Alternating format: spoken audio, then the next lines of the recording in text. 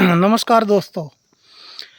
मैं अभी हूँ देहरादून और मसूरी के बीच में एक जगह पड़ती है। खारा खेत नाम है इसका, नमक पानी भी बोलते हैं। तो यहाँ पे जो मैं खड़ा हूँ ये एकदम बढ़िया लोकेशन है। यहाँ पे मतलब ये चौकोर चबूतरा बना हुआ है और यहाँ से नीचे घाटी दिख रही है और नदी है नीचे शायद। तो ये इतनी बढ़िया लोकेशन थी। मैं आया यहाँ पे तो नेचर वाइज तो देख के बड़ा अच्छा लग रहा था, लेकिन जब यहाँ पे मैंने देखा यहाँ की हालत तो मेरा मन ख़राब हो गया। यहाँ पे चारों तरफ पूरे कचरा बिखरा हुआ था।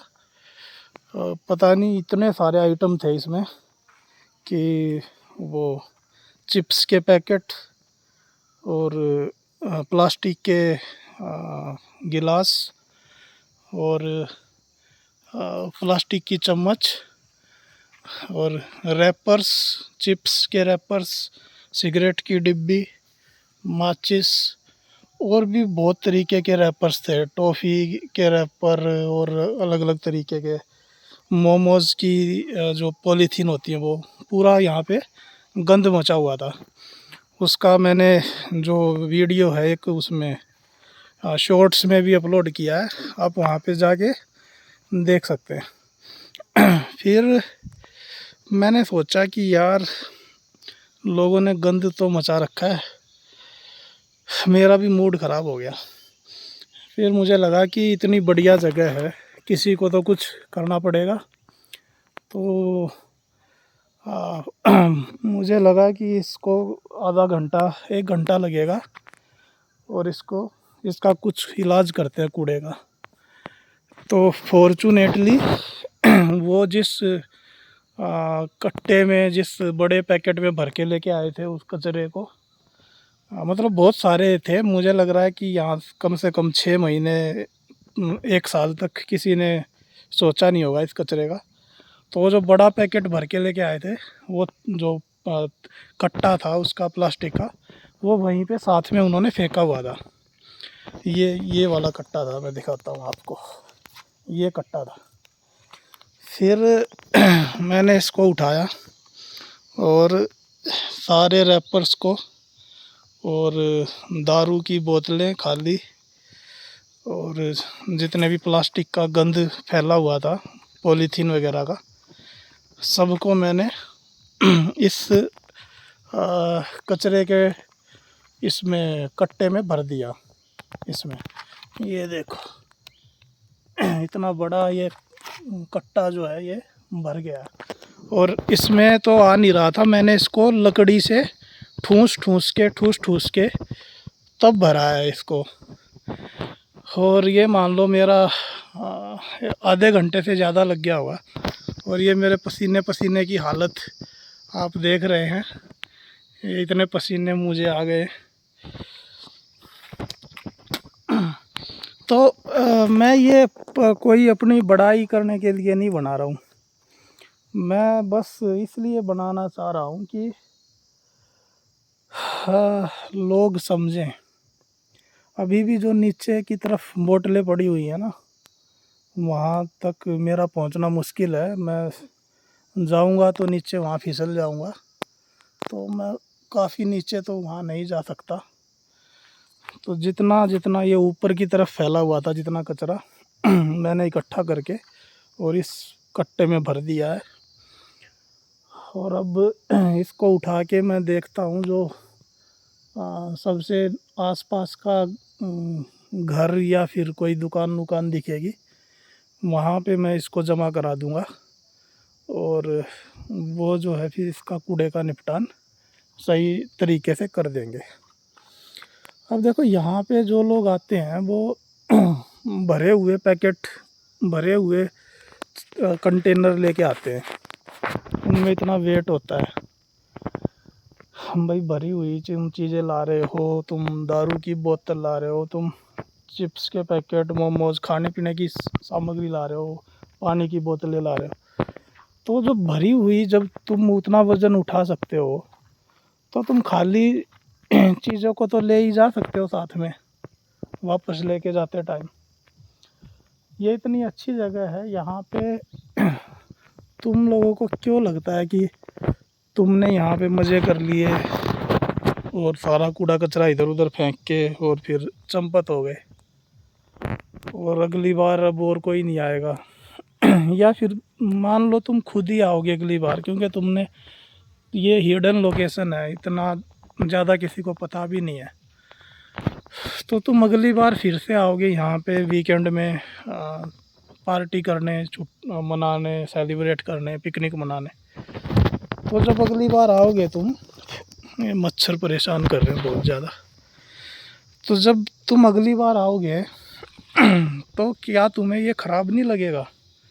इतना कूड़ा कबाड़ा जो यहाँ पे तुम छोड़ गए हो, फिर से तुम्हें उसी कूड़े कबाड़े को के ऊपर बैठना पड़ेगा, तुम्हें खुद ही ख़राब लगेगा।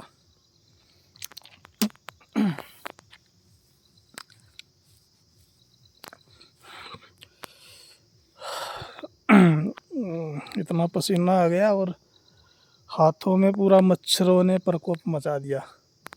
आधे घंटे में पूरा खुजली खुजली हो गई हाथों में। और वो तो अच्छी बात थी कि ये जो झोला है, बड़े वाला पैकेट, ये इन्होंने यहीं पे फेंक रखा था, नहीं तो मैं इसको साफ़ कर भी नहीं पाता।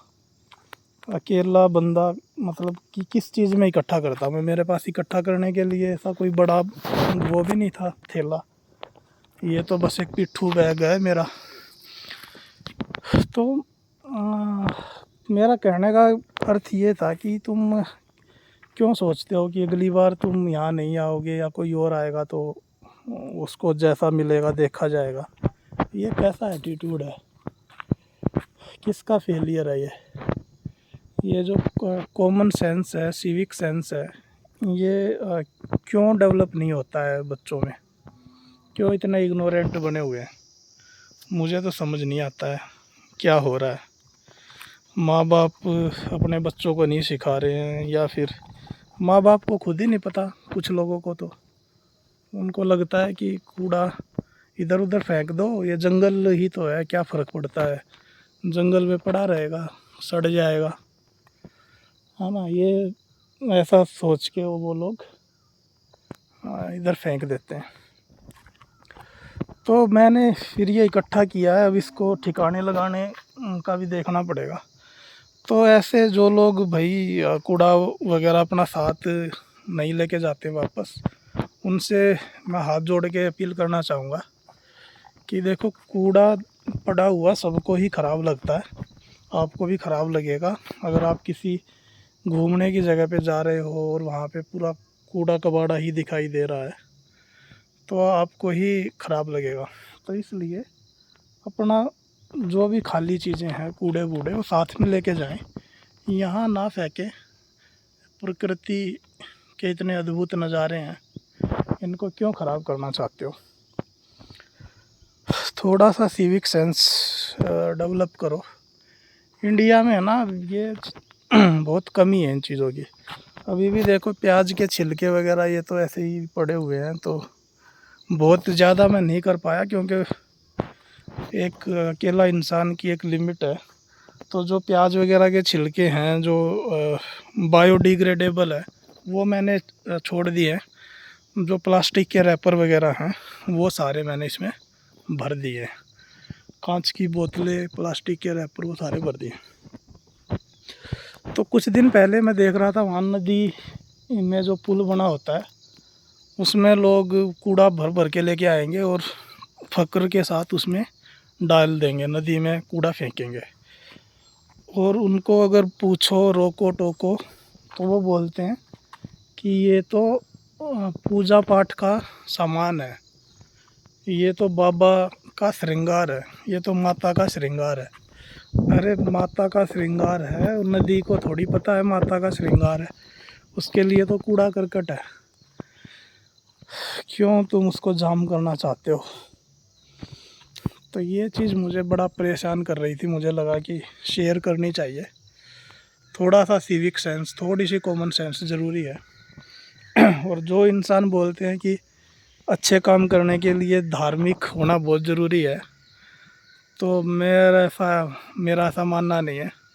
मैं धार्मिक हूँ, मैं धार्मिक नहीं हूँ बिल्कुल भी, लेकिन फिर भी मुझे साफ़ सफाई और ये सब मोरालिटी वाली चीज़ें जो हैं वो पसंद है।